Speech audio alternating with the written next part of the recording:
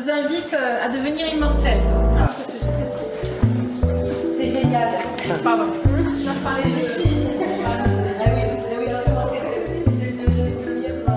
Je suis très touchée par l'œuvre de Marcus Coates parce qu'il fait référence à cette proximité entre l'homme et l'animal, mais d'une façon mystérieuse, un peu chamanique. Quelle est notre part d'ombre, quelle est notre part de lumière et en quoi cela est lié avec l'animal ou l'homme qui est en nous.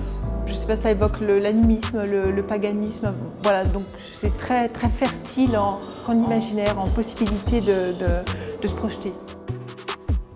La partie, moi, qui me met le plus mal à l'aise, c'est quand même le moment où on touche à la sélection génétique et où on se programme sa descendance.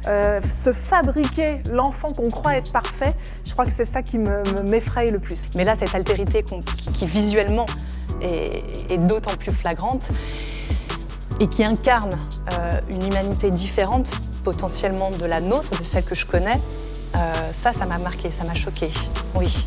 Qu'est-ce que dans ces cas-là, on est capable de transmettre à nos enfants et vers quelle humanité on les dirige? Alors c'est vrai que ce cyborg unijambiste, il synthétise précisément ce qui peut ressembler à une infirmité et ce qui peut ressembler à un progrès, et un doute sur les deux. Moi je trouve que dans le cyborg, il y a quelque chose de passionnant parce que je pense que c'est un concept à la base potentiellement en effet viriliste de on va être des humains augmentés, on va aller à la conquête du monde. Quand on traverse cette exposition, que le passé rencontre le futur ou que le futur retrouve des questionnements extrêmement anciens. Tout cela est poreux, tout cela effectivement franchit cette frontière entre le réel, le pas réel, le mort, le vivant, l'humain, le non-humain.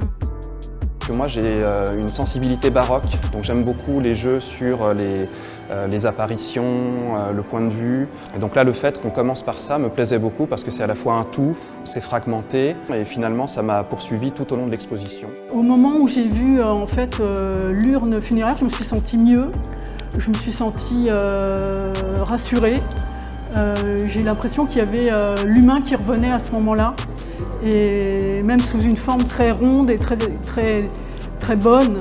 Enfin, là, il y avait la disparition du corps, et en même temps, là, il y avait la réapparition de l'esprit.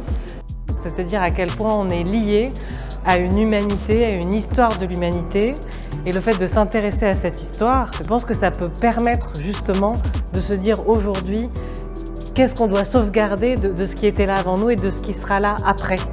Et je trouve qu'être confronté à la beauté, à la richesse, à cette diversité qui fait que le monde dans lequel on vit est unique et merveilleux, pouvoir le voir, l'appréhender et se dire voilà, ça n'existe plus ou bientôt ça n'existera plus, c'est un choc émotionnel et je pense que ce genre de choc, c'est très important de pouvoir le vivre dans une exposition.